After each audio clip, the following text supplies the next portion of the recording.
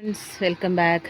Happy Sunday. ഇന്ന് എല്ലാവർക്കും ഒരു ഈസി സിമ്പിളായിട്ട് മുട്ടക്കറി എങ്ങനെ വയ്ക്കുന്നതെന്ന് കാണിച്ചു തരാം.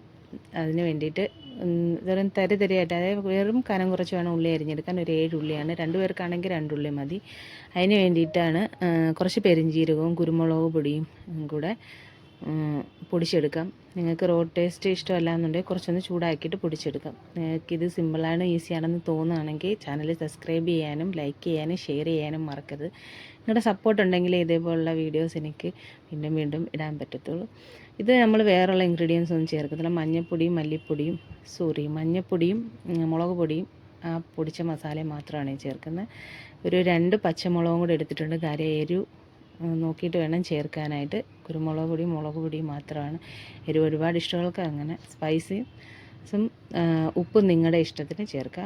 എണ്ണ ചൂടായി, പാൻ വെച്ച് എണ്ണ ഒഴിച്ചു. എണ്ണ ചൂടായി, കടുകിട്ട് പൊട്ടിച്ചു, കറിവേപ്പില ഇട്ടു. അതിനുശേഷം ഉള്ളി ഇട്ട് കൊടുക്കുക. ഉള്ളി വാടാനായിട്ട് ആദ്യം തന്നെ ഉപ്പിട്ട് കൊടുക്കുക. ഉപ്പിടുമ്പോൾ അതിനോടൊപ്പം തന്നെ ഇത്തിരി പഞ്ചസാരയും കൂടി ഇട്ട് കൊടുത്താൽ പെട്ടെന്ന് ഉള്ളി വാടി കിട്ടുകയും ചെയ്യും. ഉള്ളി നല്ല ക്രിസ്പി ആയിട്ട് കിട്ടുകയും ചെയ്യും. ഇഷ്ടമല്ലാത്തവർക്ക് സ്കിപ്പ് ചെയ്യാം.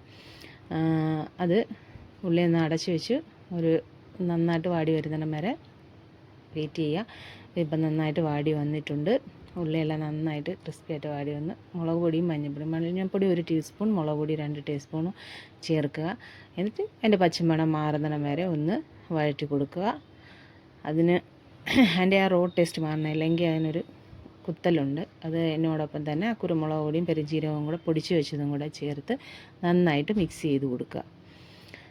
നന്നായിട്ട് മിക്സ് ചെയ്ത് കഴിഞ്ഞ് കഴിയുമ്പോൾ മുട്ട പുഴുങ്ങിയത് ചേർക്കണം. നമുക്ക്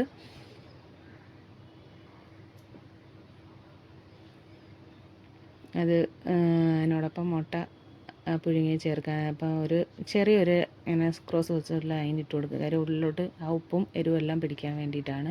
ഇനി നമുക്ക് ആ മുട്ട അതിലോട്ട് മസാലയിലോട്ട് ഇട്ട് കൊടുക്കാം. അത് എല്ലാ വശത്തും ആ മുട്ടയുടെ മസാല ഇങ്ങനെ പിടിച്ച് വരാൻ വേണ്ടിയിട്ട് നിങ്ങൾ നന്നായിട്ട് മിക്സ് ചെയ്ത് കൊടുക്കുക. അത്യാവശ്യം ഉണ്ടെന്നുണ്ടെങ്കിൽ ഈ സമയത്ത് നിങ്ങൾക്ക് ശകലം ചൂടുവെള്ളം ഒഴിച്ചു കൊടുക്കാം. പച്ചവെള്ളം ഒഴിക്കരുത്, ചൂടുവെള്ളം കുറച്ചൊരു ലിക്വിഡായിട്ട് ഇരിക്കണമെന്നുണ്ടെന്നുണ്ടെങ്കിൽ. ഇതിങ്ങനെ ഡ്രൈ ആയിട്ടിരിക്കുന്നത് എല്ലാവർക്കും ഇഷ്ടം. ലാസ്റ്റ് കറിവേപ്പിലയും കൂടെ മിക്സ് ചെയ്ത് കൊടുക്കുക. എല്ലാവരും ട്രൈ ചെയ്ത് നോക്കുക. ഇഷ്ടപ്പെട്ട ഫീഡ്ബാക്ക് അറിയിക്കുക. ഇതാണ് ഇതിൻ്റെ ഫൈനൽ ലുക്ക്. Thank you.